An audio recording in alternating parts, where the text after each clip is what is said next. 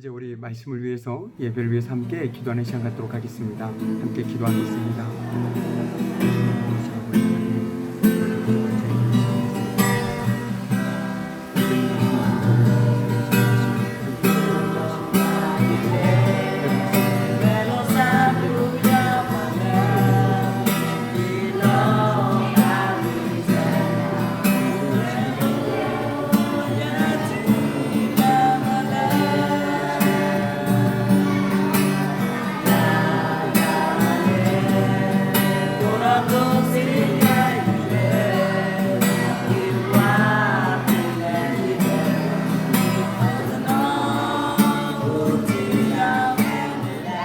우리 삶을 주관하신 아버지 하나님, 오늘도 하나님 은혜 가운데 저희들 예배로 모여 하나님 말씀을 듣게 하심에 감사합니다. 오늘도 하나님 말씀을 들을 때에 정말 겸손히 주님 앞에 무릎 꿇고 하나님의 도우심 가운데 하나님의 뜻을 깨달을 수 있는 귀한 시간 되기를 소망합니다. 주님, 이 시간 우리의 마음과 생각 가운데 임하여 주시옵소서. 오늘도 말씀을 통하여 깨닫게 하시고 그 말씀을 통하여 우리 삶 가운데 주님을 더욱더 바라보게 하시고 의지하게 하여 주시옵소서. 오늘도 부족한 주의 종을 하나님 말씀을 전하셔서 세우셨사오니 주의 종의 모습은 감춰주시고 오직 하나님 말씀만이 우리의 심령 가운데 새겨질 수 있도록 주님이여 역사하여 주시옵소서. 감사드리며 예수 그리스도 이름으로 기도드립니다. 아멘. 우리 사랑하는 속적교회 청년부 한 사람 한 사람 주님의 이름으로 축복합니다. 우리가 지난주부터 함께 모여 청년부 예배를 드렸는데요. 여러 가지 사정들로 인해서 함께하지 못한 우리 믿음의 지체들이 있기에 영상 예배를 함께 병행하고자 합니다. 이 영상 예배를 통해서라도 함께 하나님의 말씀을 듣고 함께 나눌 수 있는 우리 믿음의 지체들이 되었으면 좋겠습니다. 오늘 우리가 함께 볼 하나님의 말씀은요, 창세기 21장 1절에서 7절까지의 말씀을 중심으로 해서 우리를 웃게 하시는 하나님이라는 제목으로 함께 나누어 보도록 하겠습니다. 참으로 요즘은 웃음이 고픈 시절인 것 같습니다. 웃고 싶어도 마음껏 웃는 게 왠지 미안하고 어려운 것 같은 상황, 그런 상황들의 연속인 것 같습니다. 저만 그런가요? 그런 의미에서 오늘 우리를 웃게 하시는 하나님이라는 제목처럼 우리가 말씀을 통해서 우리는 세상 속에 살아가지만 하나님과 동행하고 있다는 걸 기억하면서 그 하나님으로 말미암아 웃고 살아갈 수 있는 저와 여러분이 되기를 간절히 소망해 봅니다. 오늘 본문에 의하면 사라는 90세에 약속대로 아들 이삭을 낳고서 하나님이 나를 웃게 하시니 듣는 자가 다 나와 함께 웃으리로다 라고 노래하고 있습니다. 본래 이삭이라는 이름은 그가 웃었다, 웃고 있다, 웃을 것이다 라는 뜻의 낱말입니다. 1년 전 하나님이 사라에게 아들을 주시겠다라고 말씀하셨을 때 아브라함은 나이 100살 된 남자가 아들을 낳는다고? 또 90살이나 되는 사라가 아이를 낳을 수 있을까? 라고 생각하며 웃었습니다. 사라 역시 하나님의 말씀에 속으로 웃었습니다. 그 웃음은 그들의 노쇠한 모습을 보면서 한숨 짓는 웃음이었습니다. 그들은 하나님께서 아들을 주시겠다고 한 약속을 그냥 그렇게 웃음으로 받아 넘겼습니다. 그런데 우리는 여기서 하나님의 약속과 그들의 반응 사이에 중요한 사실 한 가지를 발견할 수 있습니다. 먼저 우리가 주목해야 할 것은 그들의 반응이 철저하게 인간의 불가능성에 초점을 맞추고 있다는 점입니다. 사라 또한 나는 기력이 다 쇠진하였고 나의 남편은 늙었는데 어찌 나에게 그런 즐거운 일이 있으랴 하고 속으로 웃으면서 중얼거렸습니다. 한마디로 아브람과 사라는 하나님의 말씀을 의심하며 그 약속을 불신합니다. 아브람과 사라는 이 무렵에 그들 자신의 불임 상황에 익숙해져 있었습니다. 한마디로 그들은 자신들의 닫힌 미래에 전적으로 의존하고 있었습니다. 여기까지다. 현 상황에서 다른 방법을 찾아보자. 그러나 하나님의 생각과 계획은 다릅니다. 사라가 자녀를 낳는 것은 불가능한 일이지만 하나님께서는 친히 아들을 주심으로써 그 불가능을 가능으로 바꾸시겠다라는 것입니다. 아브라함과 사라의 문제가 바로 여기에 있습니다. 두 사람은 하나님께서 하실 일을 약속에 근거하기보다는 사람의 상식으로 이해하려고 한 것입니다. 그러나 하나님은 두 사람의 이러한 반응을 충분히 이해하시고 이렇게 말씀하십니다. 나 주가 할 수 없는 일이 있느냐? 여호와께 능치 못한 일이 있느냐? 라고 물어보고 있습니다. 그런데 이 질문은 닫혀있는 질문이 아니라 열려있는 질문입니다. 바꿔 얘기한다면 이 질문은 답변을 기다리고 있는 질문입니다. 여호와께 능치 못한 일이 있느냐? 대답해 보라는 것이죠. 그것은 성경 도처에 깔려있는 질문입니다. 나 주가 할 수 없는 일이 있느냐? 우리는 그것이 모든 인간이 반드시 답변해야만 하는 근본적인 질문임을 알아야 합니다. 그 질문에 어떻게 답변하느냐가 모든 것을 결정짓게 됩니다. 만일 이 질문에 그렇습니다. 어떤 것들은 너무 어려워서 하나님께도 불가능합니다라고 대답한다면 그것은 하나님을 하나님으로 고백하지 않는 것입니다. 하나님의 전능성을 무시하는 것입니다. 하나님은 할 수 없는 것이 있는 분이라는 뜻을 내포하고 있습니다. 다른 한편으로 만일에 앞의 질문에 그렇지 않습니다. 하나님께는 불가능한 일이 없습니다라고 답변한다면 그것은 하나님의 자유를 받아들이는 대답이 됩니다. 하나님은 어떤 일이든 하실 수 있다라는 의미죠. 그것은 자신과 세계를 오직 하나님께만 온전히 맡기는 것을 의미합니다. 마찬가지로 위의 질문에 대한 우리의 답변을 통해서도 기대하는 것은 은혜를 베푸시는 하나님께 완전히 굴복하는 일이요, 우리 삶에 대한 주도권을 전적으로 하나님께 맡기는 일입니다. 우리가 즐겨 쓰는 표현처럼 하나님의 주되심을 고백하며 날마다의 삶의 현장에서 그분만을 신뢰하며 살아가는 것이죠. 하나님은 불가능한 것을 행하십니다. 하나님은 불가능한 것을 행하십니다. 아멘입니다. 오늘 아브라함과 사라가 아들을 갖게 된 것은 순전히 하나님의 능력에 의해서입니다. 사람의 차원에서 본다면 두 사람 사이에 아들이 태어나는 일은 절대로 불가능한 일이죠. 상식적으로나 생리적으로나 불가능한 일임에 틀림이 없습니다. 그러나 하나님의 가능성은 참으로 사람의 머리로는 측량할 수가 없습니다. 사람의 지혜로 판단할 수도 없습니다. 따라서 우리는 우리의 지식이나 논리나 경험 등으로 하나님의 능력을 판단하려고 해서는 안 됩니다. 하나님의 가능성을 사람의 상식으로 판단하려 해서도 안 되겠죠.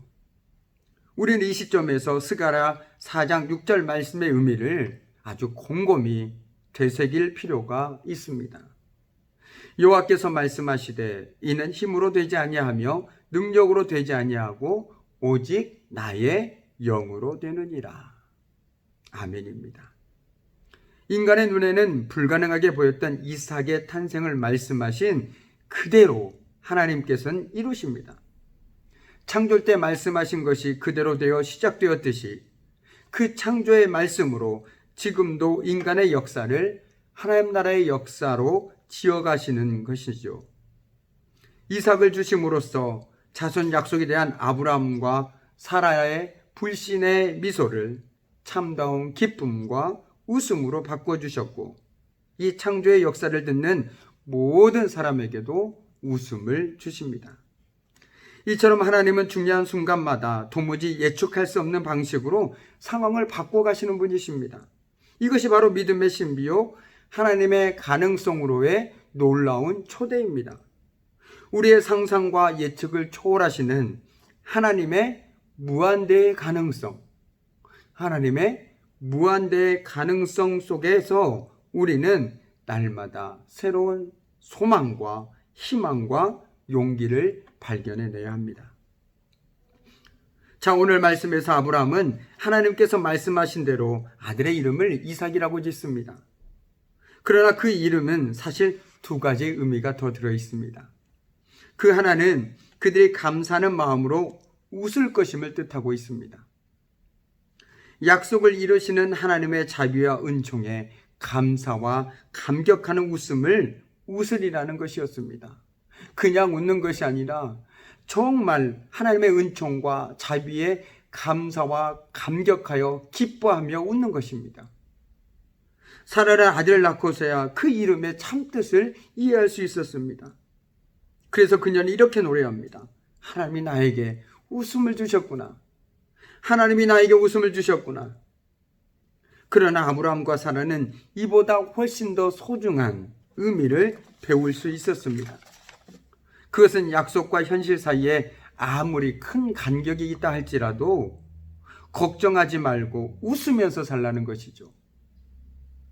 항상 기뻐하며 살라는 것이죠. 현실이 괴롭고 고통스럽더라도 늘 즐거운 마음으로 여유 있는 자세로 세상을 살라는 것이었습니다. 웃을 수 없는 상황 속에서도 웃을 수 있는 마음의 여유를 가지라는 것이죠. 또한 약속이 너무 더디 이루어진다고 해서 짜증내거나 조급해하지 말라는 말씀입니다. 인내심을 가지고 살라는 것이죠. 그런데 안타깝게도 아브람과 사라는 그렇지 못했습니다. 너무 조급해한 나머지 하갈을 처벌어 주어 이스마엘을 낳게 하였고, 그것도 안 되니까 엘리에셀을 상속자로 내정해 놓고 있었습니다. 그러나 그것도 하나님의 약속과는 너무나도 거리가 멀었습니다. 이것도 아니고 저것도 아니고, 나이는 많아가고 죽을 날은 점점 가까이 오고, 상속자는 빨리 정해야 할 것 같고, 그 결과 아브람과 사라는 웃음을 잃어버리고 말았습니다.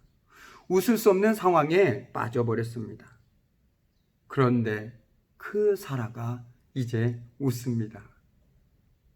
그녀는 하나님이 나에게 웃음을 주셨다라며 웃습니다. 기뻐합니다. 하나님의 자비와 은총에 기뻐하며 감사와 감격의 웃음을 웃습니다. 한바탕 크게 웃습니다. 하나님은 자신의 권세 있는 말씀으로 죽음과 절망과 불임의 올가미를 깨뜨리셨습니다. 그럼으로써 웃게 되었습니다. 약속과 현실 사이에서 더 이상 의심하지 않고 이제 주님을 바라보고 의지하게 되었습니다.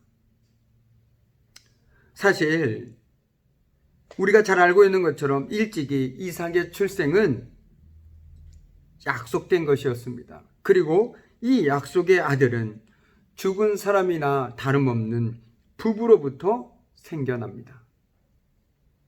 이는 모든 것이 약속을 주시는 분의 권능과 신실하심에 달려 있음을 우리에게 보여주고 있습니다.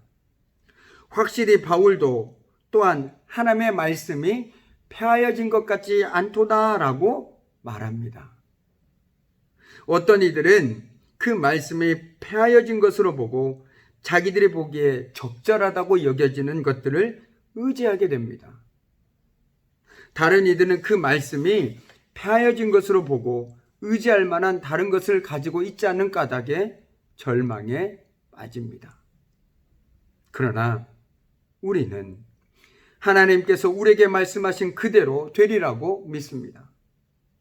사도 바울이 사도행전에서 말한 것처럼 우리는 하나님께서 우리에게 말씀하신 그대로 되리라고 믿습니다. 이 믿음이 저와 여러분의 믿음이 되었으면 좋겠습니다. 어떤 상황 속에서도 어떤 처지에서도 하나님께서 우리에게 말씀하신 그대로 우리에게 되리라고 믿습니다. 이렇게 고백할 수 있기를 소망합니다. 이 믿음은 하나님이 한번 약속하신 것은 꼭 지키신다는 확신의 고백입니다. 하나님께서는 약속하신 건 어떠한 일이 있더라도 반드시 지키시는 분이라는 그 고백과 그 확신이 담겨 있는 표현입니다. 그것은 비록 모든 보이는 현실이 그런 믿음을 어리석게 보이게 할지라도 그 믿음이 흔들리지 않는다는 뜻입니다. 요동하지 않는다는 뜻이죠. 그 믿음은 약속을 주신 하나님이 또한 그 약속을 성취하실 수 있는 능력이 있다고 확신하는 것입니다. 비록 그 방법과 시간은 그분의 계획에 따라 진행될지라도 그 성취가 확실하다라고 믿는 것이죠. 이는 바로 하나님의 신실하심에 대한 전적인 신뢰에서부터 나옵니다. 하나님의 말씀은 어제나 오늘이나 동일합니다. 그렇기에 우리는 사람들이 뭐라 말하느냐보다 하나님께서 뭐라고 약속하셨느냐에 더 귀를 기울이게 됩니다.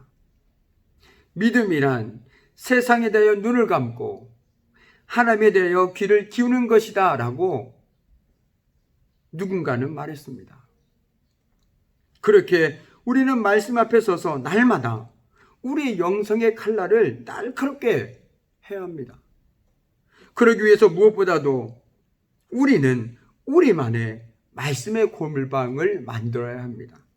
내 생각보다 하나님의 말씀만이 울려 퍼지는 그곳, 내 머리에서 가슴으로 말씀을 각인시킬 수 있는 그곳, 세상의 소리보다 하나님의 세밀한 음성을 들을 수 있는 그곳, 그 누구에게도 그 어떤 것에도 방해받지 않고 온전히 하나님께 집중할 수 있는 그곳, 우리는 그곳으로 나아가야 합니다.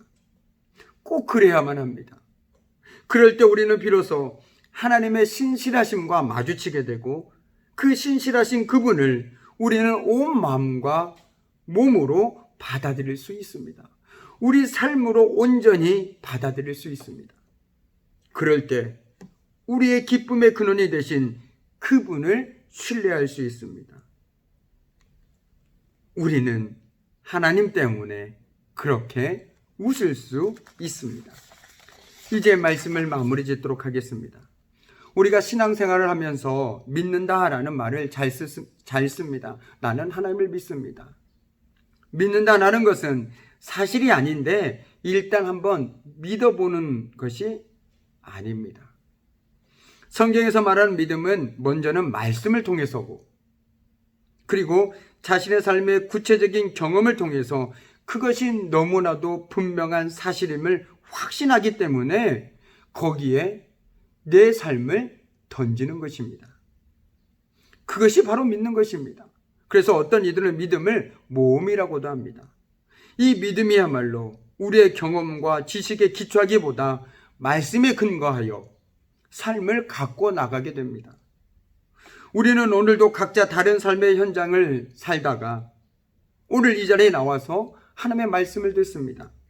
그 말씀에 우리는 어쩌면 아브라함과 사라처럼 불신의 웃음으로 반응할 수도 있습니다. 어떻게 그런 일이 가능하겠어? 그 이유 중 하나는 우리가 하나님께서 하실 일을 약속에 근거하기보다 우리의 상식으로, 우리의 경험으로, 우리의 지식으로 이해하려 하기 때문인지도 모릅니다. 그런 의미에서 앞서 말씀드린 것처럼 우리는 한 주 동안 특별히 스가랴 4장 6절의 말씀의 의미를 곰곰이 되새겨 볼 필요가 있습니다. 여호와께서 말씀하시되 이는 힘으로 되지 아니하며 능력으로 되지 아니하고 오직 나의 영으로 되느니라. 나의 힘으로도 아니요, 나의 능력도 아니요, 내가 가진 것도 아니요, 오직 하나님의 영으로 된다라고 말씀하고 있습니다.